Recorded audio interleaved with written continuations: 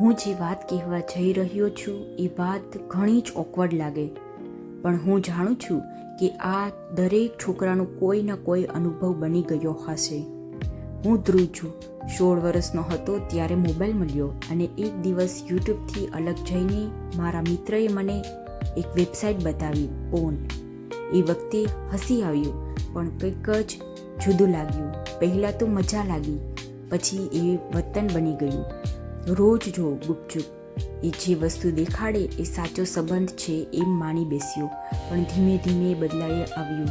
મારા પોતાના અભિગમ બદલાઈ ગયા. હું દરેક છોકરીઓને એ નજરથી જોવા લાગ્યો. મારા ભવિષ્યના સંબંધો માટે હું જાતે ખોટું કલ્પના બેસી.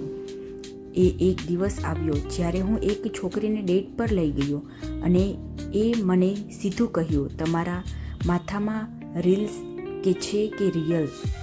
એ વાક્ય મને ઝાંખું પાડ્યું. હું એક વાર જાતે પૂછ્યું, શું હું જે જોઈ રહ્યો છું એ સાચું છે કે એ ફક્ત બિઝનેસ છે? શું એ જે બતાવે છે એ પ્રેમ છે કે માત્ર લાલચ? મિત્રો, પોર્ન એ જીવન નહીં, તેમાં દેખાડતી બાબતોનો પ્રેમ, લાગણીઓ અને સન્માન સાથે કોઈ સંબંધ નથી. શીખો કે સાચો સંબંધ શું છે. એ સમજદારી અને માનવતા ઉપર ટકેલો હોય છે. પોતાને ગુમાવશો નહીં, અને ઇમ્પોર્ટન્ટલી બીજા માટે પણ તમારી નજર સન્માનભરી હોવી જોઈએ. જો તમે પણ આવી સ્થિતિમાં પસાર થયા છો, કોમેન્ટમાં લખો તમે કેવી રીતે સંભાળ્યું. આવી જ રિયલ ટોક્સ માટે ચેનલને સબસ્ક્રાઈબ કરો.